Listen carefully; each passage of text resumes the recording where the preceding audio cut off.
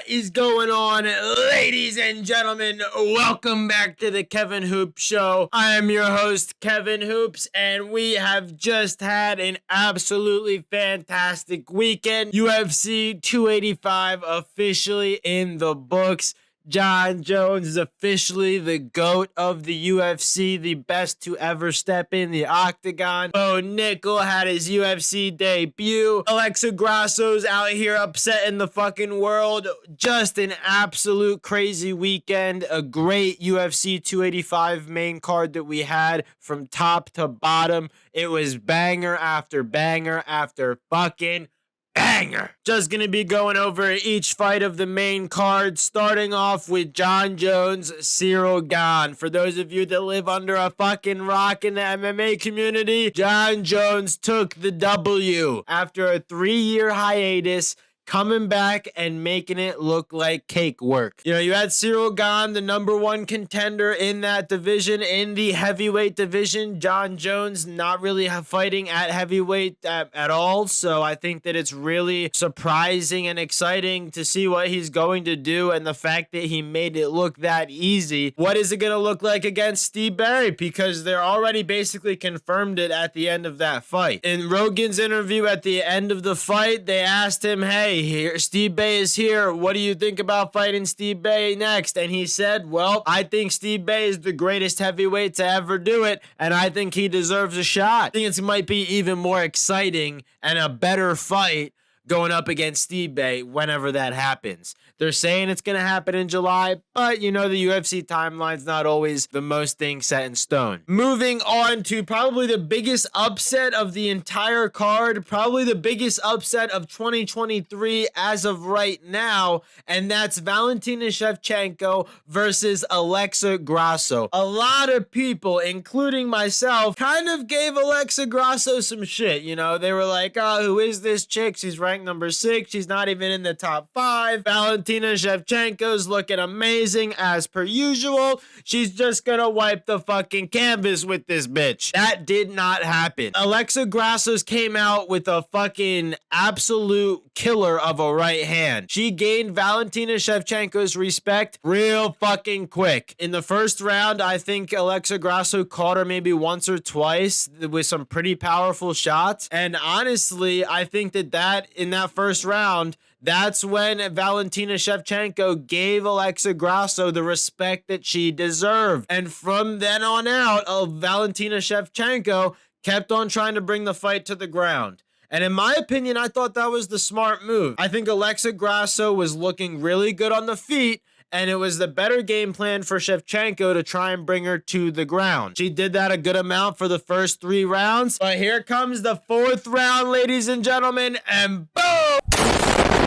Alexa Grasso coming out with that submission. I think she caught her with the left or right, which then led to a submission on the ground, but either way, coming out with a fucking bang. She not only stood with her on the feet, but she fucking absolutely made Valentina Shevchenko look like a child out there. Moving on to Jeff Neal versus Shavkat Rakhmonov. It took me about like 10 times to pronounce this name in the watch party to get it right. You're like a Kentucky Fried Idiot. But Shavkat Rakhmonov is a fucking savage. And not only that, Jeff Neal himself is also a fucking savage. Jeff Neal is actually the first UFC fighter to weigh in 4 to 5 pounds overweight and still get a performance bonus because he was just that impressive. He showed that much heart that Dana White himself said, you're gonna get paid tonight, sir. And look at that, and making everybody happy. Jeff Neal coming out pretty fucking good, but not as good as Shavkat Rakhmonov, who honestly was looking really good for a lot of the fight, but didn't have an answer for Jeff Neal's left hook. In the 2nd or 3rd round, Shavkat Rakhmonov was missing that left hook and had no answer for it, and Jeff Neal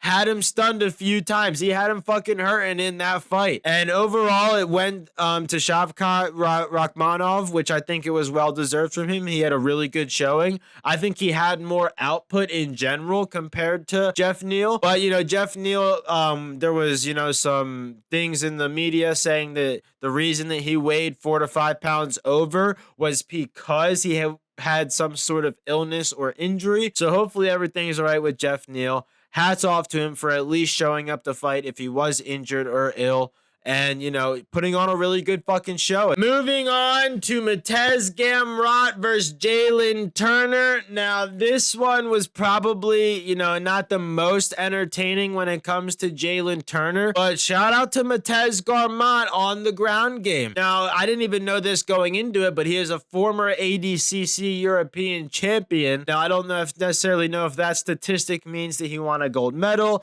but that's just how I read the statistic on that UFC fight night. Matez Gamrot looked really good on the ground, but it didn't seem like he had an answer for Jalen Turner's height and all of the striking that Jalen Turner was kind of winning when it was on the feet. Matez Gamrot brought the fight to the ground a good amount of times throughout the first, second, and third round. And when he did have him on the ground, Jalen Turner kind of didn't have an answer. Matez Gamrot in the third round, I think, really made a good showing, especially when it comes to damage. And I think that that's where he really won the fight. To me, he didn't really impress me all that much. When it comes to his striking, I think he needs to improve on that because that's something that's missing in his game. Not only is his ground game not as good as Beneil Dariush's, who's, now going to be fighting Charles Oliveira, but I do think that Matez Gamrot could have shown some more in the striking.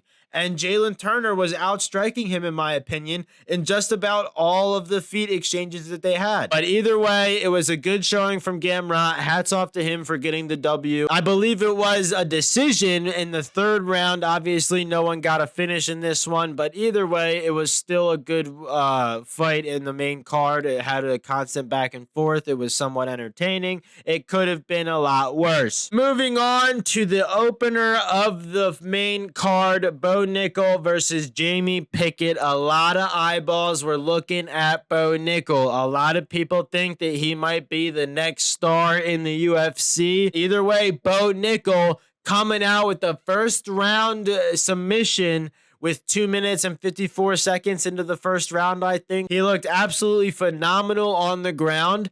I don't even think he threw more than 5 strikes, if any. So huge shout out to Bo Nickal coming from Penn State. But I think the main thing to take away from this fight is that Bo Nickal is looking really good just a year and a half into his mixed martial arts training. And I think that his leaps and bounds of improvement can be very, very astronomical when it comes to what he's going to be looking like in 6 months from now, in a year from now, in even 2 to 3 years from now. Bo Nickal's going to be a guy to be watching out for. I can tell you that. I think he's going to be an entertaining fighter at the least, and, possibly a Conor McGregor, Michael Chandler type of superstar at the most. So shout out to Bo Nickal getting that arm triangle choke within the first, 2-3 minutes of the fight. Very impressive. Not an easy task to do.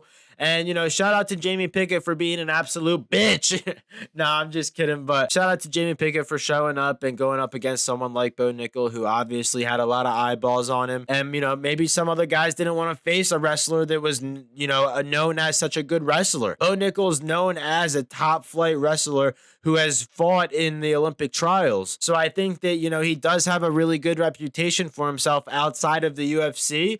Now it's just time to see what he does in the UFC when it comes to the best in the business, ladies and gentlemen. With that, we are signing off. The best in the business. The Kevin Hoop Show is signing off for the Monday. It was a great UFC watch party. Tune in this Saturday. We're going to be doing another UFC watch party this Saturday around 6 or 7 o'clock. I'll get the time on Wednesday for you guys in Wednesday's video. But we'll be live. I believe it's Peter Yan fighting in the main event, so it's going to be a good one. You already know. With that, guys, have a good rest of your day. If you're new here, hit that subscribe button. If you enjoyed the video, hit that like button.